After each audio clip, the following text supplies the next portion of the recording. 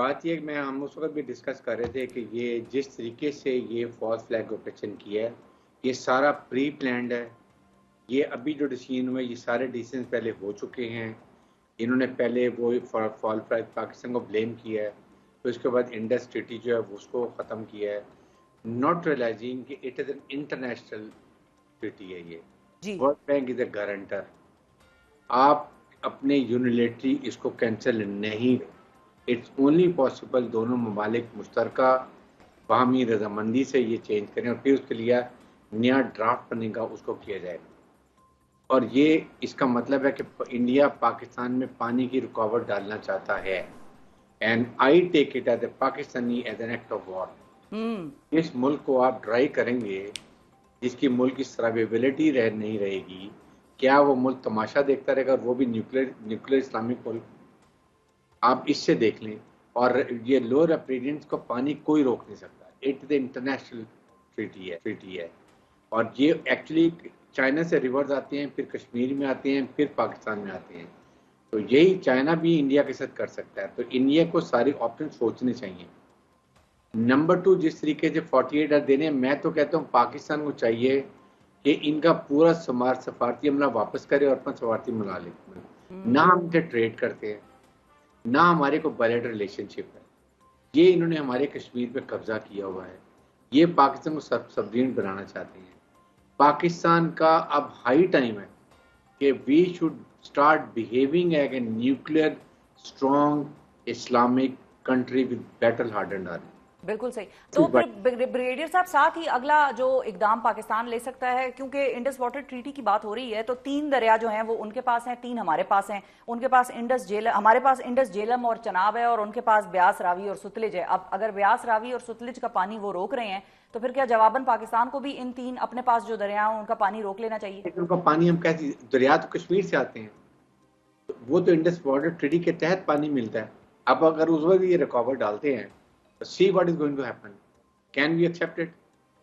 इसलिए मैं बात कर रहा हूँ, ये सारे कश्मीर क्यों इंपॉर्टेंट है। All reverse eminent from Kashmir, और ऊपर से चाइना की तरफ से आते हैं। तभी तो ये कश्मीर लेके बैठा हुआ इंडिया नहीं छोड़ता। ये मकार कनिंग कौम है। खास तौर पर चार का जो टोला है, ये खतरनाक दहशत गर्दों का जिंगोइज्म जो कर रहे हैं, इनका ये, इसकी शक्ल से देखें ये कितना बड़ा कातल, इसके हाथ शक्ल नजर आती है इस वक्त, जो ये सारा प्लान करके किया इन्होंने। इसलिए कल सलामती कमेटी का इजलास है, जिसमें तीनों मुसल्लह अफवाज, chairman joint chief of staff committee, prime minister of Pakistan, foreign minister, defence minister, फिर finance minister, everybody going to sit. बिल्कुल सही। सोच समझ के बहुत ही क्लियर मैसेज आना चाहिए। और आज ही रात को हमारे जो है वो हमें कांटेक्ट कर लेना चाहिए, रशिया, चाइना, ईरान, टर्की और इस्लामिक ममालिक, और इवन अमेरिका को कॉन्फिडेंस में ले लें, बता दें। अच्छा, मैं ब्रिगेडियर साहब आपसे 2 सवाल है मेरे। एक तो ये है कि क्या ऐसा तो नहीं है कि पहलगाम वाक़े को बुनियाद बना के सिंध तास मुआहिदा ही मुअत्तल करना मकसूद था? क्योंकि अगर आपको याद हो 2019 में मोदी ने इसी हवाले से एक स्टेटमेंट दी थी कि हम सिंध तास मुआहिदा शायद मुअत्तल करना चाहते हैं या ख्वाहिश रखते हैं या कर देंगे, कुछ ऐसी बात उन्होंने की थी उस वक्त। देखें शिफा, ये प्री प्लान्ड है। इन्होंने सारी चीजें पहले से प्लान की हुई हैं। अब ये डिस्क्लेयर करते जा रहे हैं। दुनिया में कहीं नहीं होता कि आप एक जगह पर अगर टेररिस्ट एक्टिविटी हो तो आप दूसरे मुल्क को मुर्दे इल्जाम करा दें। ना आपने कोई इंक्वायरी की, ना इन्वेस्टिगेशन की, या आपने ऑडियो वीडियो कोई डॉक्यूमेंट्री या वीडियो विजुअल कोई चीज़ को तो आप प्रूफ देते हैं। 5 मिनट में आपने एक मुल्क को, न्यूक्लियर इस्लामिक नेबर मुल्क को आपने इल्ज़ाम लगा दिया, सोचे समझे बगैर लगा दिए। Do you have some proof? दुनिया को बताओ। Pakistan should speak. ये कल ही इमीडिएटली सफारतकारों को बुलाए ना यहाँ इस्लामाबाद में, तमाम दुनिया के सफारतकारों को। पाकिस्तान पता है what India is doing? Do they have any proof? तो बताएं क्या प्रूफ है। अमेरिकन को बताएं। अमेरिकन वाइस प्रेसिडेंट है। मैं तो यहाँ तक कहूँगा कहीं ना किसी की तरफ से टेस्टेड अप्रूवल है। जी, मैं इसी की तरफ आना चाह रही थी कि इंडिया इतना बड़ा इकदाम, और वो भी खास तौर पे जब ट्रीटी इंटरनेशनल स्टैंड उसकी हो, मतलब नौयत की हो, कि जिसमें 2 ममालिक बैठे हों, गारंटर्स इंटरनेशनल हो, तो क्या इंडिया को किसी की टेसिट अप्रूवल होगा मिला हुआ? देखिए कहीं ना कहीं तो है ना, ये ही can't take this decision at their own. India की कैपेबिलिटी नहीं है, ये बहुत ही डरपोक काम है। सेकंड शफा देखें, ये हिंदू मेंटेलिटी है, I don't say all, but इस तरह के जंगिज्म वालों को जितना आप सख्ती दिखाएंगे, जितना इनके सर पे डंडा मारेंगे ना, ये राम राम करेंगे। जहां वीकनेस दिखाएंगे ये चढ़ाई करेंगे। ये इनकी मेंटेलिटी। इसलिए हमें इस वक्त as a nuclear Islamic state behave करें। हमारे साथ ये मैच नहीं कर सकते। हमारी मिसाइल टेक्नोलॉजी दुनिया की मॉडर्न तरीन है, इनकी ऑब्सोलीट है। इनकी अक्सर जब ये ट्रायल करते हैं, हम देखें जहाँ के मिसाइल इनके ऊपर ही गिर जाते हैं ट्रायल में। सेकंड, उसके बाद ये इनकी फौज इन्होंने 20-25 साल से कोई लड़ाई नहीं लड़ी है। वी हमारे तो बैटल हार्डन है, we know what to do. और हमें जज्बा शहादत है जो पूरी कौम के लिए। इंडियन जर्नलिस्ट से पूछ रहे थे, कहते हैं कि वो कहते हैं कि हम इंडिया का पाकिस्तान का मुकाबला नहीं कर सकते। इनको शहादत का शौक है, हमें जिंदगी पसंद है, हम जिंदा रहना चाहते हैं। This is a difference. इसलिए जो कदम, और मैंने उस वक्त भी कहा था, अगर जहां से ये इनके मिसाइल आए, जहां से इनके तैयारे उड़े, वो कुछ मिनटों के बाद वहां पर आग और धुएं के शोले नजर आएंगे। मैं आपको बताऊं, दे डोंट नो हमारी कैपेबिलिटी को। पाकिस्तानी फौज फुल तैयार। और जी अच्छा, और ब्रिगेडियर साहब यहाँ पर वैसे तो इसीलिए तो बेसिकली उन्होंने ये एकदम पहले ही उठा लिया ना कि वो पानी बंद कर दो और पानी की तरफ चले जाओ। लेकिन यहाँ पर मैं चाहूंगी कि आप लोगों को, नाजरीन को ये भी बताइए और मैं भी बता दूं कि हम चाहे आपस में लड़ें, एक दूसरे से इख्तिलाफ करें, हम एक ही कौम है और हम इस मामले पे कम से कम साथ ही है। सबका कोई ऐसा शख्स नहीं मिलेगा आपको पाकिस्तान में कि जो इस मौक़िफ़ से इख्तिलाफ करे कि भाई पाकिस्तान फर्स्ट। तो सबसे पहले तो अगर हम इस हवाले से भी थोड़ी सी बात कर लें कि पाकिस्तानी कौम का रिएक्शन, और वो भी जरा भारतीयों को भी बता दें जो भारत के बासी हमारा ये प्रोग्राम देख रहे होंगे, तो उनको भी बता दें कि पाकिस्तानी कौम जो है वो पाकिस्तान के हवाले से, पाकिस्तान की सालमियत के हवाले से, पाकिस्तान की अफवाज के हवाले से क्या फीलिंग्स और क्या सेंटिमेंट्स रखते हैं when it comes to India. Pakistan की कौम, इनको पता नहीं इन्होंने किस कौम को ललकारते हैं। इनको नहीं पता कि जब 65 में छाता बदा जहाज पता चला, लाहौर के रावी ब्रिज पे उतरे हैं, तो नौजवान लाहौरी डंडे लेके, लालटेने लेके निकल पड़े थे। ये है वो कौम जो छतों के ऊपर डॉग फाइट देखती थी कि कैसे इंडियन के जहाज गिर रहे हैं। तो ये इनको बड़ी गलत फहमी है। ये जो है ना नरेंद्र मोदी, ये पागल हो चुका है।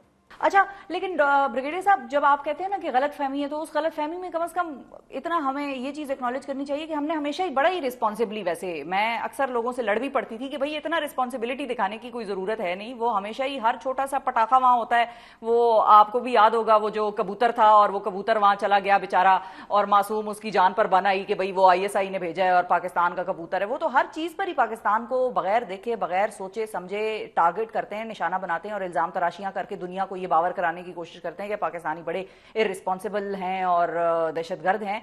हमने हमेशा रिस्पॉन्सिबिलिटी दिखा के, मेरा ख्याल है कि उनको ज्यादा लेवरेज ही दे दी। वो आप समझते होंगे कि भाई इनको तो कुछ भी कह दो चलेगा। दिस इज हाई टाइम, कम से कम मेरा अपना ये अंदाजा है, इफ आई एम रॉन्ग तो आप मुझे करेक्ट करिए, कि अब हमें जरा सख्ती दिखानी होगी और जरा वो बाजू बाजू चढ़ा के अब उनसे हम बात करें। आई विश हमें जाफर एक्सप्रेस के ऊपर ना इससे ज्यादा वॉलेंट एक्शन लेना चाहिए जी, जहां पर प्रूवन था कि इंडियन काबल में क्या कुछ कम्युनिकेशन हो रहा था, क्या कुछ कर रहे थे। We have to be very very strong, we should not be apologetic at all. ये इन्होंने फॉल्स फ्लैग में ना पाकिस्तान इन्वॉल्व है। They know, their military knows, the people of India knows, the whole world know, through satellite communication हर चीज़ वहाँ पर है। कहाँ से क्रॉसिंग हुई, कुछ नहीं। इसलिए अगर हम जाफर एक्सप्रेस पे ये एक्शन ले लेते, आज हमें ये देना देखना पड़ता। हम इनके अमले को किक आउट करते, इनके सफारती तमाम ताल्लुकात खत्म करते, हम इनका नाका पानी बंद करते, इंडियन को निकालते यहाँ से, फिर इनको चलना चाहिए। But still not let. हमारी डेलिब्रेशन करनी होगी। कौम को अपनी नेशनल सिक्योरिटी कमेटी पे बड़ा ट्रस्ट होना चाहिए। दे विल हर एंगल को देख के वो फैसला करेंगे और फैसला करने के बाद जो फैसला होता है, तमाम पॉलिटिकल पार्टी, पाकिस्तान की कौम सब मिल के यक ज़बान उस पर लब्बैक करना चाहिए और वो दुनिया को मैसेज आना चाहिए। साथ ही ज्वाइंट सेशन करें, पब्लिक रिप्रेजेंटेटिव का रेजोल्यूशन होना चाहिए। No political difference, Pakistan first. Pakistan है तो हम हैं, इसलिए हम पूरी कौम खड़ी है। जो हमारी तमैलियाँ से देखे हम उसकी आंख निकाल देंगे। That should be the part of the resolution. बिल्कुल सही है। अच्छा ब्रिगेडियर साहब, चाइना का क्या रोल हो सकता है? क्योंकि हमने ये भी देखा है कि चाइना के साथ, चाइना पाकिस्तान की तरफ, वैसे तो चाइना साइड्स नहीं लेती, लेकिन ये है कि पाकिस्तान, चाइना का पाकिस्तान की तरफ सॉफ्ट कॉर्नर है, और इंडिया के साथ चाइना के भी मामलात जो हैं वो टेरिटोरियल इश्यूज हमने देखे हैं माजी में कि वो रहे हैं और वो चल भी रहे हैं। पाकिस्तान चाइना को किस तरह से अपने इस काम के लिए इस्तेमाल कर सकता है, ऐसे तरीके से कि चाइना को ये भी ना लगे कि we are just using them, लेकिन साथ ही साथ हमें उनकी सपोर्ट भी हासिल हो जाए? लेकिन चाइना पाकिस्तान का time tested war traces friend है। हमारी फ्रेंडशिप जो है वो हिमालय की चोटी से ज़्यादा ऊंची है और समुद्र की गहराई से ज़्यादा है, there is no doubt. So we must immediate take China into confidence, ताकि जो ये अगर वो हमारे ऊपर पानी रोकते हैं तो China can twist their tail from their rivers. वो आप देख रहे हैं कि कैसे हम कैसे मैनिपुलेट करते हैं। हमारी कम्युनिकेशन स्किल्स, हमारी टीमें वो होनी चाहिए जो दुनिया में जाएं, जो कन्विंस कर सकते हैं विद लॉजिक और रीजनिंग के साथ कि what India is doing and what we have been tolerating, enough is enough. और ये गुलबचन जादेव का केस फाइनल करें एक हफ्ते में, का बॉडी बैग भेजें, ताकि इंडिया को पता चले आइंदा किसी मुल्क में कभी किसी सर्विंग ऑफिसर को ना भेजें। अच्छा, और क्विकली ये भी बताइए ब्रिगेडियर साहब कि ये सिंध तास मुआहिदे वाला जो एक्शन इंडिया ने लिया है, जो इकदाम किया, उसके हवाले से भी पाकिस्तान को आलमी अदालतों की रुख करना चाहिए? Immediately we should approach World Bank. World Bank is the guarantor. मैं इमीडिएटली वहाँ जाना चाहिए, बात करनी चाहिए और इंडिया को वार्न भी करना चाहिए। ये मेरे ख्याल में ये प्रेशर टैक्टिक्स है।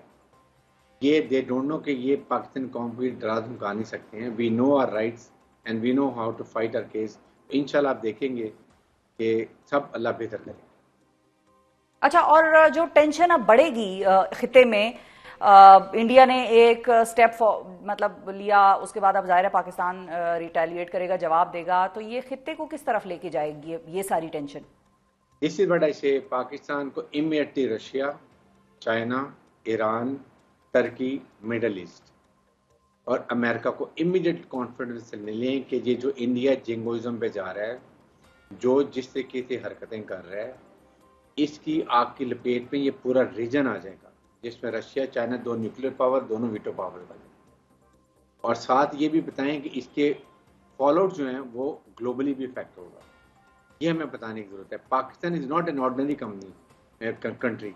Pakistan is a nuclear country with latest missile technology.